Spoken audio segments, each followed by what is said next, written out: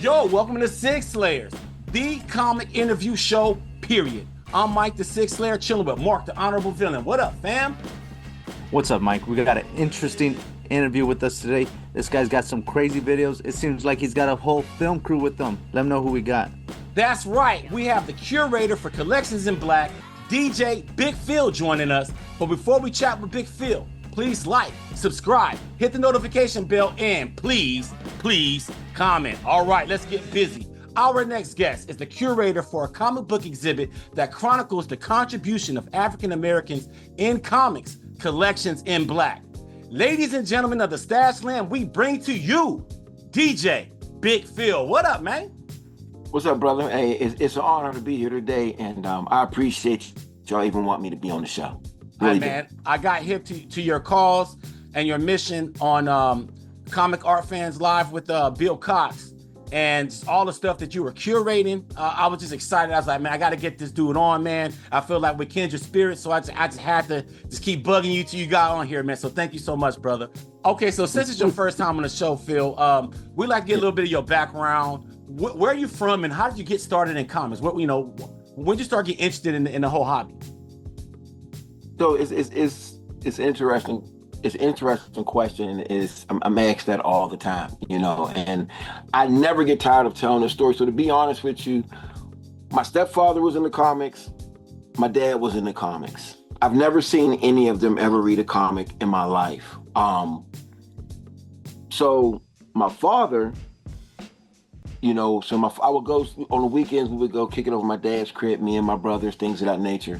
So when my dad would go to work, we would sneak in his room and we would go into his comic box.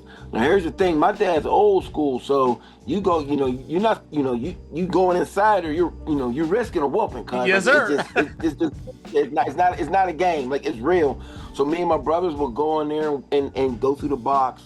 One of us would look out, like, this is real. One of us would look out. But my dad collected Spider-Man, Westerns, like Jonah Hex, Two Gun Kid, Black historical comics, and Black Panther. And I remember I would look at the Kirby Black Panther books, but it was always the jungle action that caught my eyes, like the Ku Klux Klan, with him fighting the Klan, the Billy Graham books. So those, they stuck with me all my life. And then my stepfather, on the other hand, where was this at? Where'd you grow up? Pittsburgh, PA. Pittsburgh, PA. The Mecca of Black comic book history, in case people didn't know, So wow. So the reason why I say that is because you have Jackie Orms, who was the first Black woman cartoonist, the comic strip. She's from Pittsburgh. A lot of people who talk about the GOAT of the golden age, you say Schomburg and you say Matt Baker. And Matt Baker was from Pittsburgh. He went to high school at Westinghouse High School. I used to work at Westinghouse High School. Westinghouse High School is like 5 minutes from my house. And then the first Black newspaper was here in Pittsburgh also, which had all those Black comic strips. So our history is just super deep. And then you got me with Collections in Black. So, Collections in Black was the first exhibit ever to feature nothing but culturally relevant original art pieces, not taking nothing. Before people want to send shots, there were no facsimiles, there were no prints. It was just all original art. So my thing was that it was just all original art. So that's just one of the reasons why Pittsburgh is the Mecca when it comes to Black comics and Black comic culture, the origins of it. Like, a lot of the origins come from Pittsburgh, PA. Okay, so let's talk about, you mentioned Collections in Black. You talk about the origin story, so let's pivot to that. How did all of this come about? Well, like, what brought this mission upon yourself? I mean, you know what, man? Because I'm a filmmaker, I'm a historian. My mother, was a Black history teacher, and for me, it was just, I get tired of people making excuses and saying things about our stories not being told, right? So my thing is, it's important for us to tell our stories, but even more important than that is for the stories to be told correctly.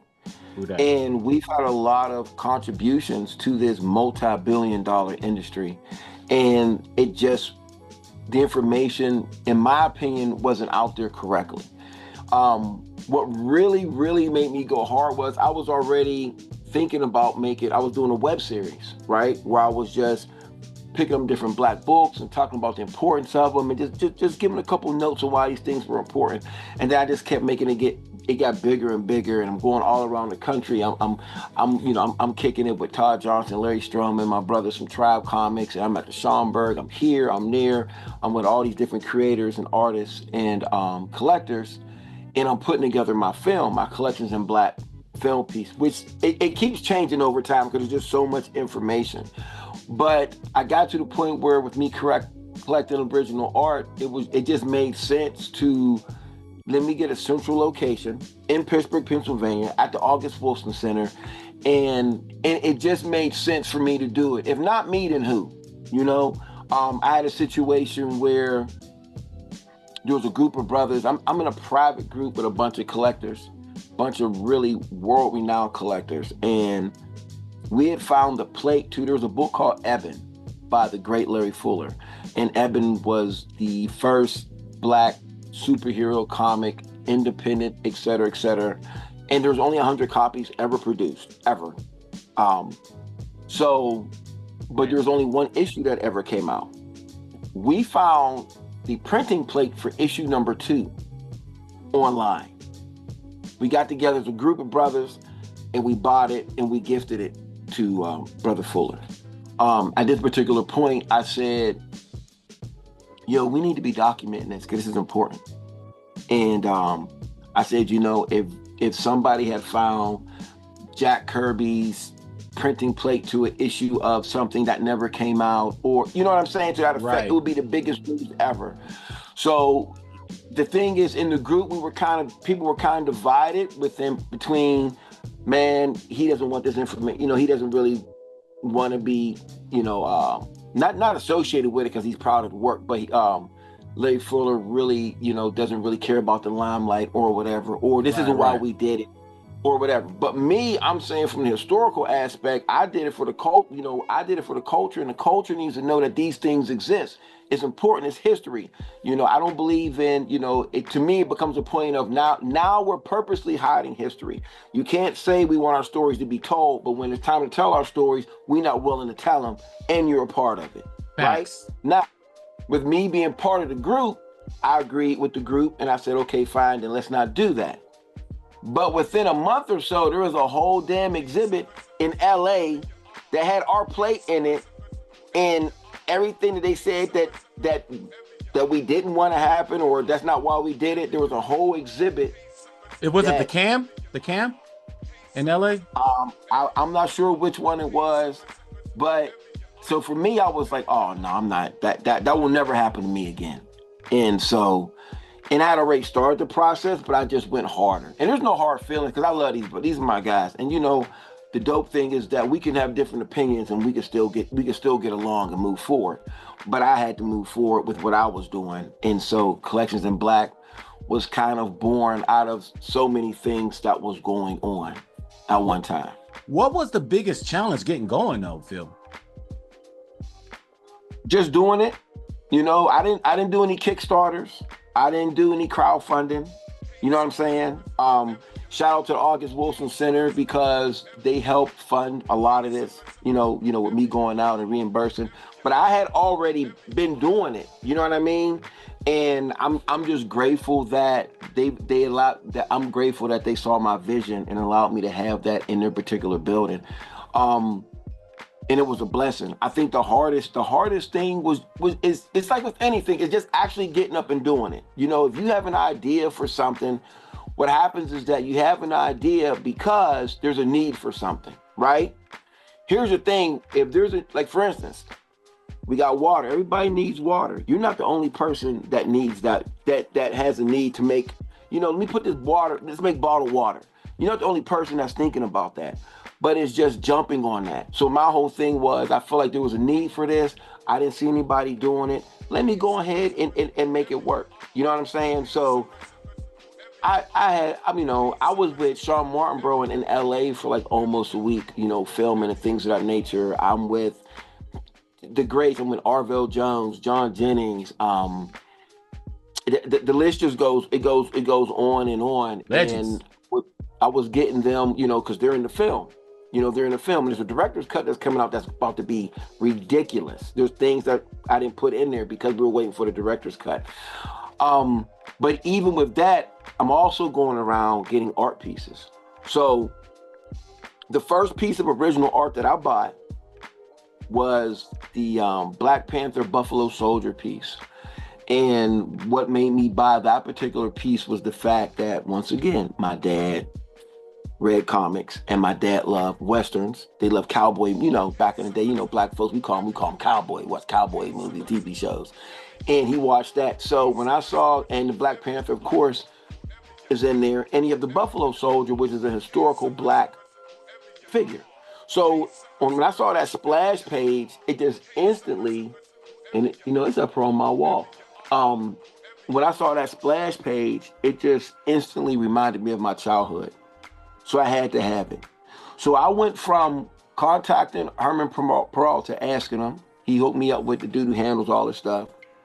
Went to New York Comic Con, and I bought it, and it was just crazy. So I went from buying my first piece of original art to having a full exhibit of original art within 2 years. Wow. So most people's end game was almost my start of my journey, if that makes sense. Wow, that's crazy. Big Phill, I got a question for you. Yes, sir. Who's an OG black creator that deserves more props that's showcased in the exhibit? Billy Graham. Billy Graham? Billy Graham. What pieces do you have in the exhibit from him? Man, what piece? Man, listen. First off, Billy Graham to me is one of the greatest of all times. His Black Panther to me, his Black Panther is him and Klaus Jansen's Black Panther and a few others is the definitive Black Panther. Kirby's the king. There's no getting around Kirby's Black Panther. But when I was reading that, and we're in Wakanda, and you got Killmonger, you got all these different things going on. You got him fighting the Klan like that, and you look at what McGregor and Billy Graham did, they actually created the long format issues. Because before that, everything was cleared up within 1 or 2 issues, right? Right. Nothing went over 1, 2, 3 issues. The Jungle Action is a complete story. That run is maybe 2, I would say it's 2 complete stories. The Panther, that is a complete story. That has never been done before. So to read that is just, even now when you read it, it's amazing. You know what I mean? And so I had wanted to have the KKK pieces in Pittsburgh. A guy by the name of Sean Clark owns those pages. And we tried to make it happen, and we couldn't get it done. No fault on either of ours. It was just scheduling. But for me to have those at OAX in Orlando, like I said, I tried to have them in collections in black in Pittsburgh. Let me make sure I clear it up. Tried to have it in collections in black in Pittsburgh. We couldn't get them. We had some scheduling conflicts. Because I'm the type of person, if you got art for me, I will drive out to get it, or I will fly out to get it. Wow. Also, here's the reasoning. Because one, I want to document us getting it. So when you get it on camera, you film it, my first time seeing it or whatever, because we could use that later on in the films and things of that nature. And it just makes sense, And then also, we kind of scared when we ship things because some things be missing or get damaged or depending on whatever.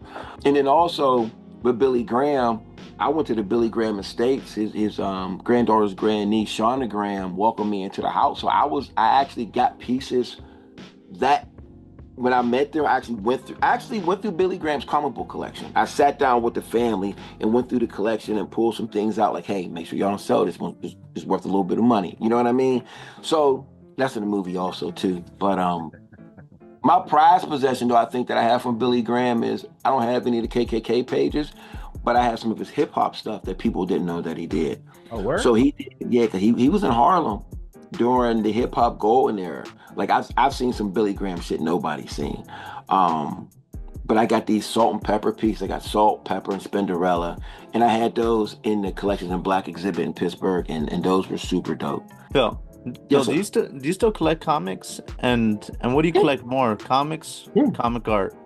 First, it's impossible to collect more comic art because that shit's expensive. Yeah. So I still buy I buy comics every week. I buy comics every week so let me say that there's a lot of people who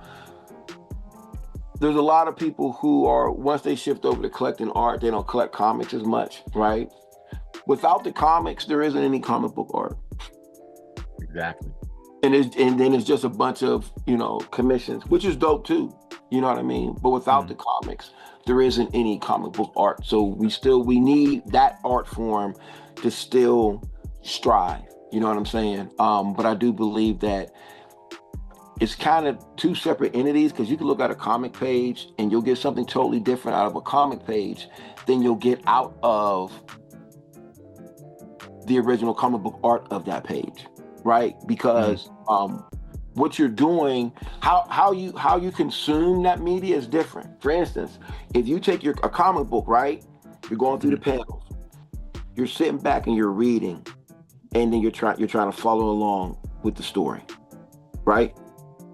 You take original comic book art and you stop. There's no colors. It's black and white. There's no, especially the old one, there's no balloons on there. Now you just focus on the art itself. It's a totally different experience. Okay, do you have a favorite? Do you have a favorite from your comic collection? And do you have a favorite from your art collection? You know what's funny? Damn. I'm gonna say I don't know. There's certain things that I think my favorite book change. It depends on the mood. It depends on where I'm at mentally at that particular point. So that was not an answer, but that's as good as that answer is going to get. But my favorite comic pages though are, I have the 5 pages from True Comics number 5 from 1941. That's the Joe Louis joint. And I own the very first time a black man was presented and featured positively on the cover and inside of a comic book ever. And it's a Joe Louis story. I have all, and that is always going, no matter any collection of black stuff I do big, those come, those 5. I don't care what else is in there. Just from the historical aspect, those pages need to be in there. So it's True Comics number 5. Look it up. I own those pages. Shout out to Bill Thade, who made sure I got those. About the collections in black, what are the methods of acquiring art? Or do you purchase these on your own and then you exhibit them, or is there some kind of agreement you have with certain collectors? Like how does that work? I steal them. No. So here's the thing. So let's break down the Pittsburgh version. Pittsburgh version, it was literally it's mostly all of my stuff. First of all, black collectors on this level, there ain't but so many of us. There ain't but so many of us. Just keep it 100. It's Black History Month, so we're gonna keep it 100. There ain't but so many of us. So we kind of know who each other are. We kind of know what pieces people have. So for instance, shout out to my man Khalil. So when I met Khalil at the original Art Expo, which is the greatest con art show on the planet, it's not even close. So I met Khalil through Brian Stillfreeze, introduced me to Khalil when I was filming him for Collections in Black, Pittsburgh. And Brian Stillfreeze says, hey, I want to introduce you to somebody. This guy Khalil, he owns the Black Panther #1 cover of his that Stillfreeze did. And that cover and a Jack Kirby cover is in the one Marvel exhibit that goes around the world. It's in there. I meet Khalil. First thing Khalil says to me, you're the guy that owns the Black Panther Buffalo Soldier piece. And I was like, you're right. But me and Khalil, we kicked it off.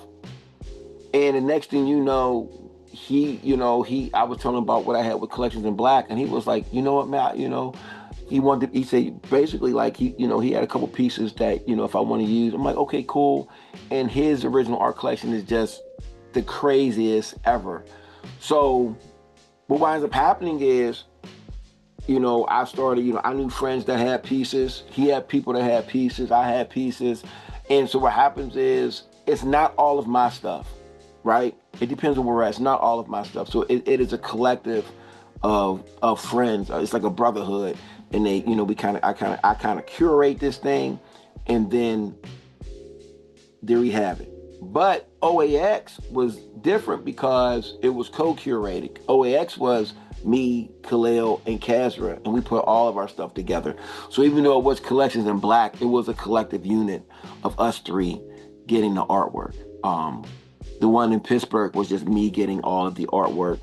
And, I got work from Khalil, but I'm just saying me picking out what artwork was all going to be in there. But when we did OAX, it was a collective thing. And there wasn't any egos involved. I wasn't like, man, this is my shit, man. This is what I want. Like, it wasn't like that. Like, we were able to, work that out together. Okay, you perfect segue. I hope I answered the questions. No, you did. I started talking. And you threw me an alley-oop because my next question was going to be about OAX and that experience and the difference between the Pittsburgh exhibit and OAX, and which was a con in Orlando, Florida. What was that like? You mentioned Kazra, you mentioned Khalil. Expound a little bit more about that experience. So last year when I went to OAX, to the first installment of OAX, shout out to my man Otis. My man Otis told me maybe a couple weeks beforehand. He said, "Hey, yo." No, he told me a while beforehand. Come to think of it, he said, there's this thing coming up and they're talking about it. It's going to be dope. I'm like, okay. And I'm listening, right? I'm listening. It's all art. I'm like, word? Okay. And at that point, I only had maybe like one or two pieces, So I'm like, all right. But I'm working on this movie, I'm working on this film, I'm working on, and then I'm working on the exhibit and I'm getting pieces. No, I did have more pieces because I was working on the exhibit at this time. Okay. So that's why we were having this conversation. And I had to go to Miami that weekend for something. So it just, everything just lined up, So I go there, I'm like, oh, this is crazy. I shoot some stuff and I put the video up. About a week or so later, Kazra, the CEO of Comic Art Fan, he gives me a call. He says, yo, man, this video's dope. We need to work together, right? I said, okay, cool. We all kept in contact. And the difference was when, you asked me about the difference between Pittsburgh and OAX. So the difference was the Pittsburgh joint was, I was on an island by myself. Even though Khalil helped me out with certain pieces, George, like there's so many people that helped me out with that. But it was still me curating. It was me getting the film together. It was me lining up the talent. I had Sean Martinborough came in. I had to dedicate which walls went here. Shout out to Kim, who also assisted with that as well. But I was on an island by myself. The difference was that when it came time to do OAX, it was, how can we expand on this? And the one thing that I said was, I want the difference between this and that was the intent, right? So with the Pittsburgh version, I had it so that anybody that came in, you got what you wanted out of it, right? If you're a person that just likes the Marvel movies, you read comics or see it in color in books, you see your favorites. Oh, this is okay. This is nice. This is great. If you're a hardcore fan, you're like, oh, they got the first this. That's a J. Scott Campbell. That's a J. Scott Campbell Black Panther cover. Oh, that's Blade. That's this. That's that. Oh, this is crazy. You know what I mean? Or you could come in, you get the Black cultural historical aspect of it. I had the racial comics over here. I had the Pittsburgh history timeline on one wall. I had the Matt Baker books in here. I had a whole wall of nothing but Larry Stroman stuff. I had a whole wall of nothing but Sean Martinborough stuff. I had them featured. We had a John Jennings piece, et cetera, et cetera. I had a whole Black Panther wall. And then I had a wall that just had all type of crazy shit that was broken down by collectors. And I was just on the second floor. And on the first floor, we had other stuff as well. So that was my personal baby. That will always be my first child. But I wanted people to come in there and I wanted you to get out of it what you wanted to get out of it. OAX in Florida, I wanted my favorite artists to walk in there and go, oh, this is crazy, right? I wanted the top artists to be like, you gotta be kidding me. Cause it's different, right? Right.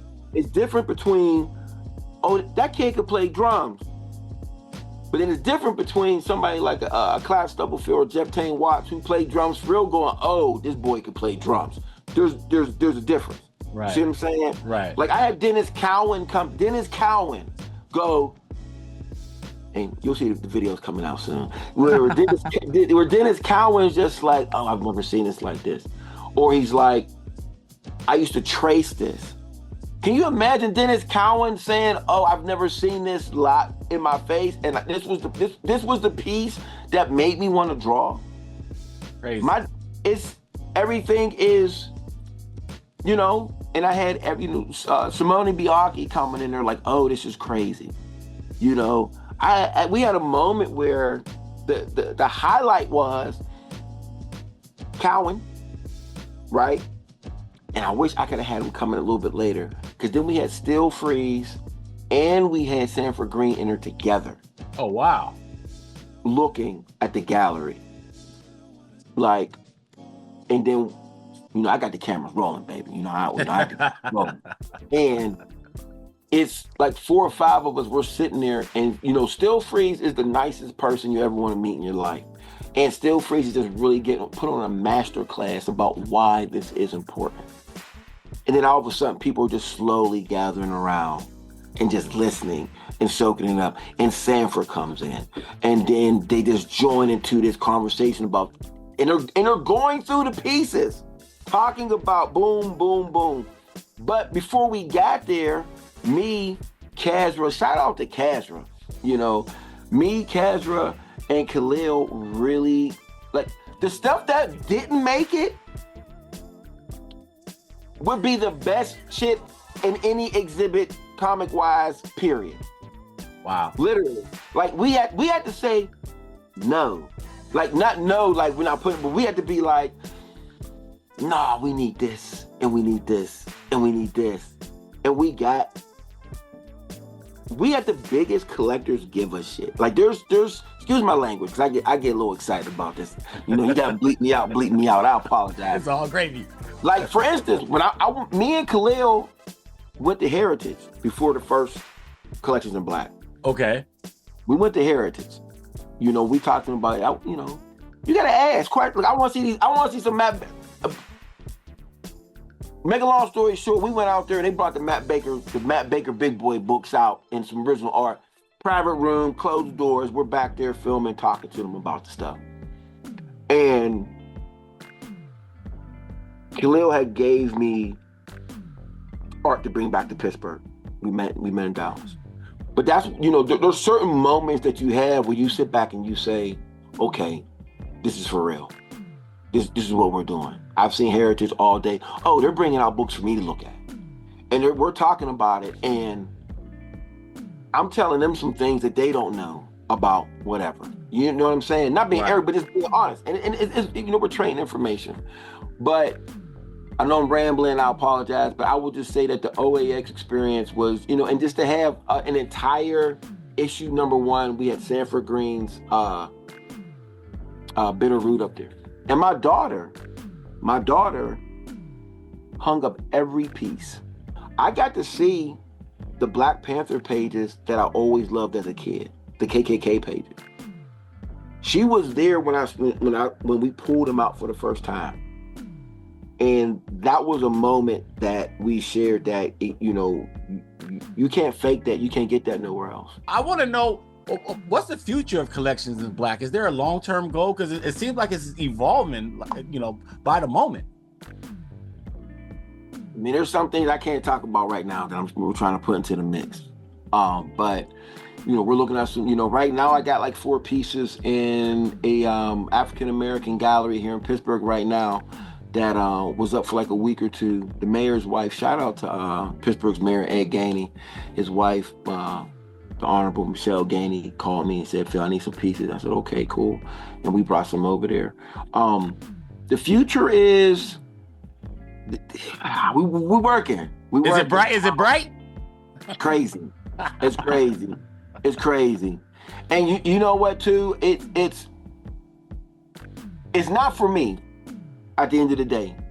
You know, my whole thing is I want, you know, it's important for the information to be out there. You know, I don't want to be a gatekeeper and not let people, you know, it's important for the information to be out there, you know, and we need to be able to see it, you know, and I think things like your platform and other platforms, you know, makes that thing possible. But there's going to be some multimedia stuff that I'm really, really working on. There's going to be a coffee table book that I'm going to put out that will show the journey of me in all these different cities with everybody behind the scene. There's that. I'm working on a comic. Me and there's an artist. We're gonna let that. We're not gonna talk about that. But there's a lot going on, man. There's just a lot of things I want to do for the culture. There's some shows and things in nature. I know I'm all over the place with it, but there's a lot coming. I got into comics when I was like almost 30, you know, Damn. Yeah, I was like, it was late, and it was through work of all things. But anyway, I'm more of a DC head, you know. I just grew up on DC. I don't know that much about Marvel, right? And so when I talk to my brothers, right? When I talk to my brothers, it's like my ghetto pass got revoked or something. Like what is it about Marvel that brothers like so much? I don't get it. So I'll give it to you. That is you know, that's a great question. I like DC, but I'm a Marvel person. I'm gonna tell you why people like Marvel. But you got in late, so it's different. So here's the difference. You got in a little bit later. I'm 53.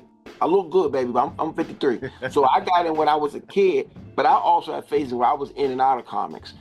The difference between, I think Marvel was a little bit more real, even no matter how fantastic, quite as minute a word, the stories were, they always took place in real cities. They were the ones, they tackled things like racism and things like that in their particular comics. And they were more, even the more out of space things, they were a little bit more grounded. So like their characters didn't go through a ridiculous goofy phase. Everybody can relate to Spider-Man. Everybody was a teenager where at some point you weren't sure of yourself. You know what I'm saying? So right. I think the difference between Marvel characters and DC characters in a certain time frame. I'm not saying now, because if you got in at 30, I think it's a little bit different. So now it's about preference, right? Right. But for those of us coming up, it was, you could relate to the characters more. And I hate to use that term, but I think that there were real world issues and problems that these characters they had. You know, the X-Men dealt with being outcasts and were a minority. What brother's not going to gravitate towards that? Even though they're white characters, you're still going to gravitate towards those particular stories. And plus you had the Black Panther in Marvel, so that's always going to trump whether you like the stories or not. They have Luke Cage, et cetera. But I think for me personally, I was always a Marvel fan, you know, because of that. But wait a minute, but let me say this though. I will say this.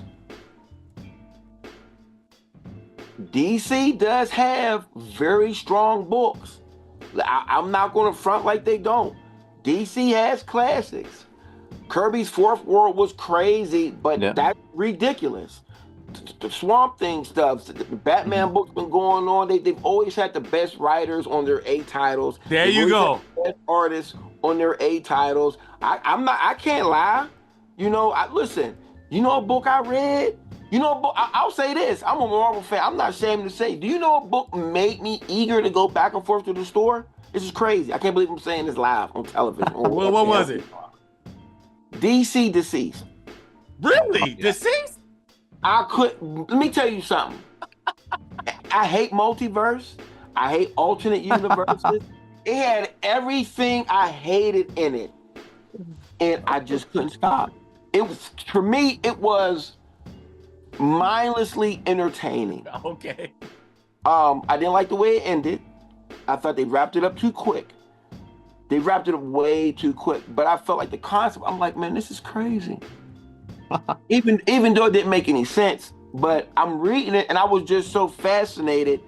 Like, to me, it was written in a way that I wanted to read the next book next month. Right. And I can't remember the last time I did that. Like I put it on a pull list. I'm like, yo, I gotta get this, man. When it comes out, I'm bugging them about it. It was a DC book, so I can't be mad at you. So here's a DC piece of art that's relevant to Collections in Black because you feature Black characters, Black creators, et cetera, all things Black in the comic book world. And I wanted to ask you first, do you know who's the first Black Batman? People think it's Lucius Fox's son right now, Jace Fox, but there was someone before him, years before. Who is that, my brother? Okay, I'm about to go. Okay, so it's this guy right here, Michael Lane. This is from Grant Morrison's run back in 2008. This is the first Black Batman. And what's dope about this, he killed Batman. So in this splash page right here, he resuscitated him. He killed him. Batman was dead for 4 minutes. So think about that. He resuscitated him. So that's what I like about this. And so now this character, since then, he is the new Azrael. You heard of Azrael. So it's Michael Lane is the new Azrael, but he donned the cape and cowl first. Okay.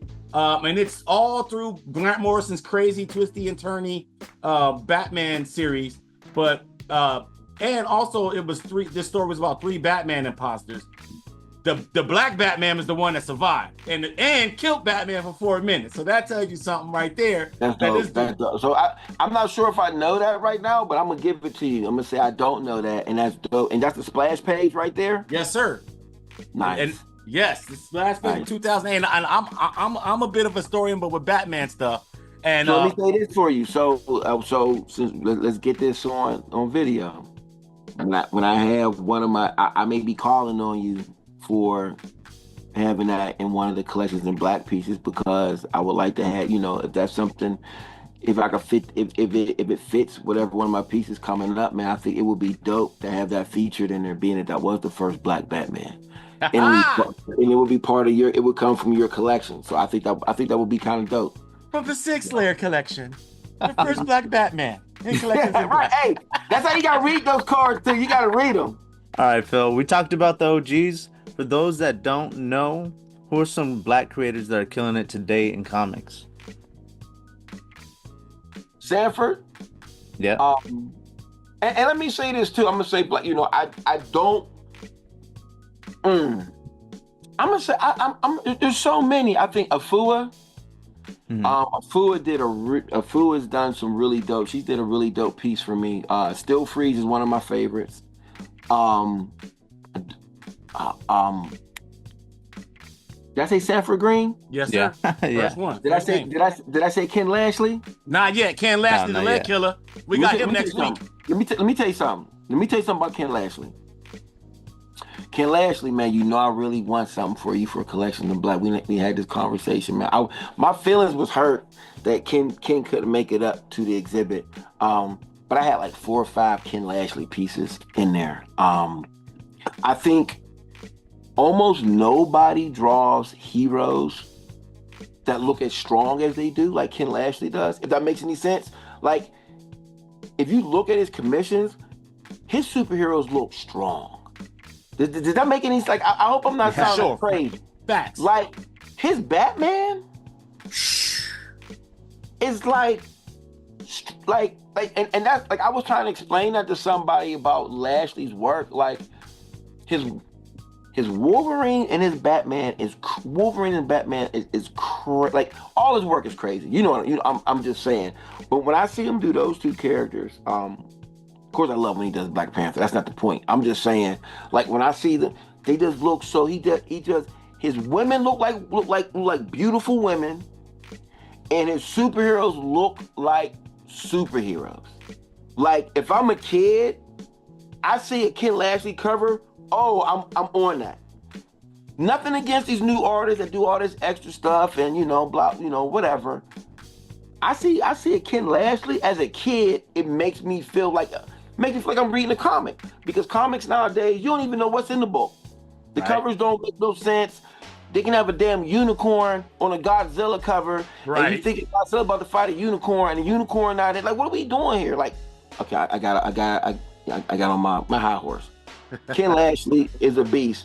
And I would love like a crazy storm commission from Lashley that I would put in Collections in Black, but I'm gonna have to talk to him. I'm gonna try to get in contact with him and do that.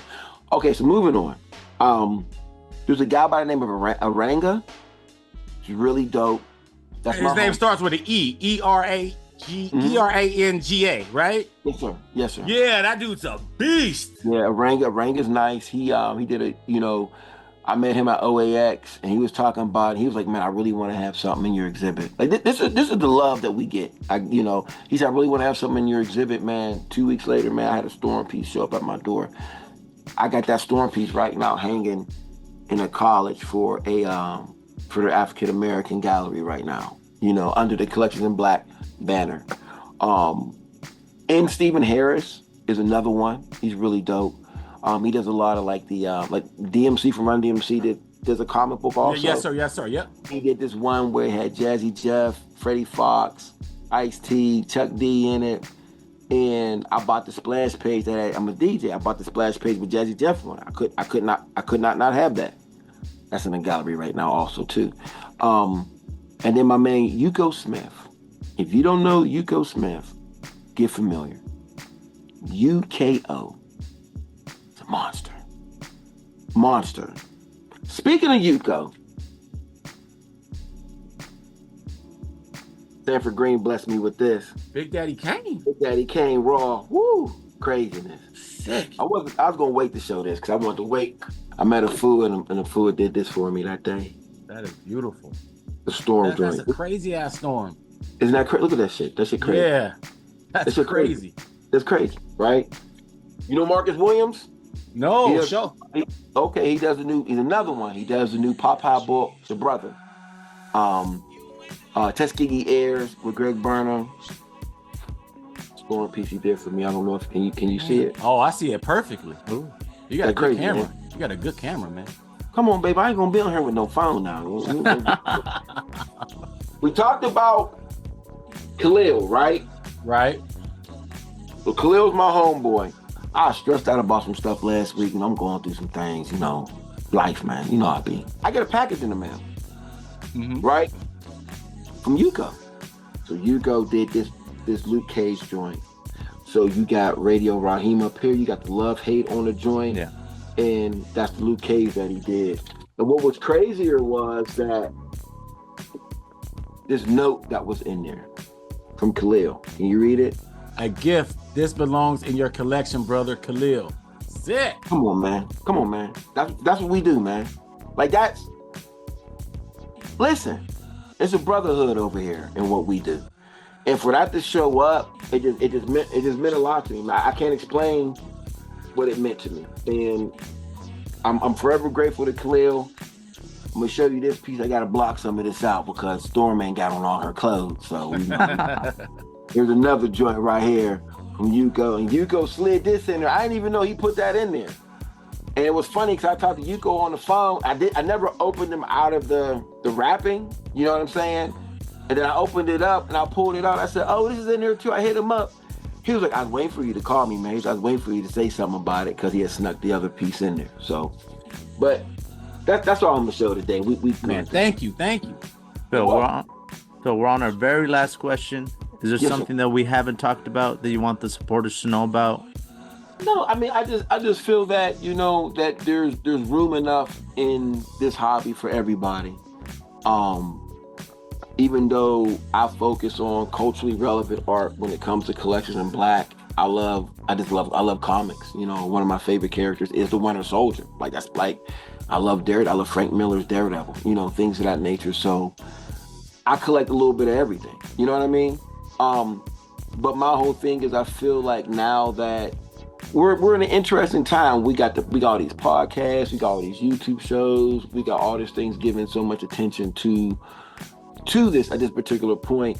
I just want some of the older guys, some of the older artists, some of the older creators to be in a space where they're financially stable because they brought us so much joy. You know what I'm saying? Right. So if they're at a comic book show, go get books signed, get commissions, get that. A lot of them don't even have rights to some of their characters, so they're not even getting any of that on the back end. You know, like we have to take care of our own. You know, and I feel like it's very important that we do that. And it's important that we, you know, when you have shows like this, that you have some of the OGs on the shows as well, so that people can get more light. And I'm just saying, you know, it's buy those old books that they put out, that they had out, you know, encourage them to still work. And, you know, if they're doing commissions, get them. Great message, Big Phill, man. Thank you so much for joining us, man. I just want you to know, man, this has been fantastic. You always have a home here on the Sig Slayers station. So just know that, man. Well, that's all for our show. If you like what you see, please subscribe and hit the like button. This is Sig Slayers. I'm Mike, speaking for Mark and DJ Big Phill. We are out. Peace. Sig Slayers.